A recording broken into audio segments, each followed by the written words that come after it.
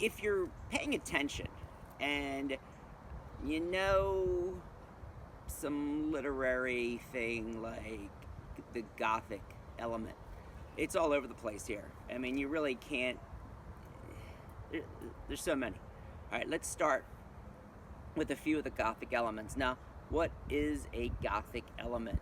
Well, Gothicism, we're talking about Romanticism, we're talking about books like Dracula, we're talking books like The Castle of Otranto, we're talking Frankenstein from Mary Shelley, century.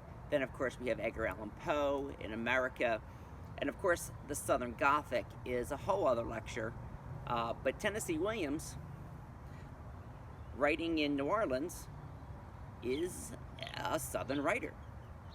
And he uses the South as a metaphor of decay, of loss, of kind of like shabby chic gentility, the beautiful lady that has been defrocked or taken over, and of course defeated.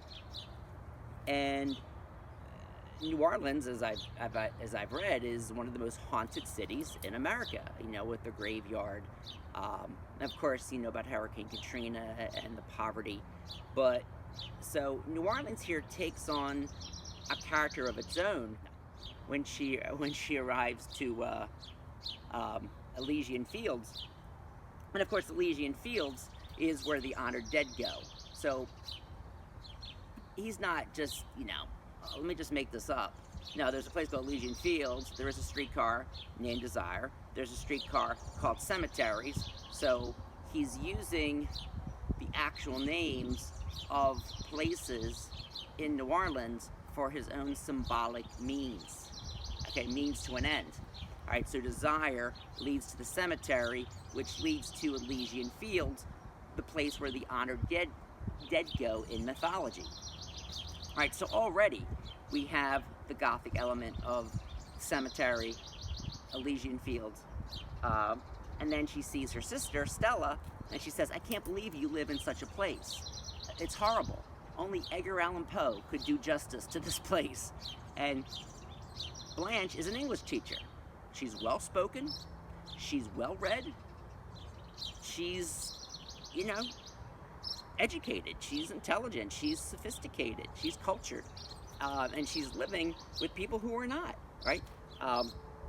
And these two worlds are colliding here.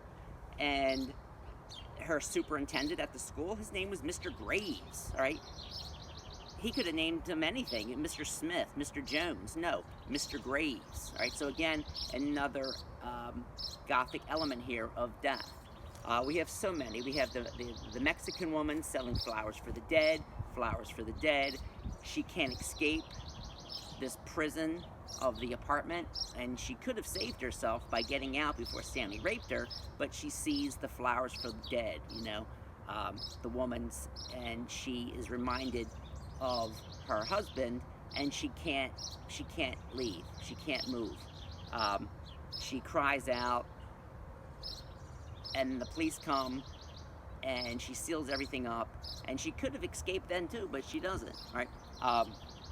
When Mitch has his cigarette case, and there's the quote from Browning, if I should love thee better after death. And of course, she knows the quote. She's an English teacher. She's well-read. And again, this idea of death. So both Mitch and Blanche have lost someone young, and they carry that loss with them into their adulthood, right? So it stays with them. There's so many of these elements here. The tormentor of the train, right? It's a constant in the movie, right? The polka song, the blue piano, all these kind of like musical leitmotifs that come in through the play. Okay, again, it all adds to this kind of Gothic, shabby environment that this beautiful woman, cultured, has now entered and will be leaving to Elysian Fields not really dead, but kind of like, almost like The Walking Dead when she goes to the insane asylum. Okay, another big Gothic element in the play is, of course, Tennessee Williams could have named the dead husband anything, Joe Smith, Kevin Smith, you know, but he names him Alan Gray, all right? And, okay, it's Edgar Allan Poe, all right? So the gray boy and the sensitive poet type of guy, again, adding to that element of darkness, of Gothicism, of death, of the macabre, and someone who's very, very sensitive, who, like Blanche, can't exist in a world that does not accept sensitivity, right? I read that Tennessee Williams wanted to write a play about what a butterfly would be like in an environment that's hostile to its existence, all right? So Tennessee Williams felt that way, not accepted, gay, at a time that it was not okay, all right? You had to like keep that in the closet.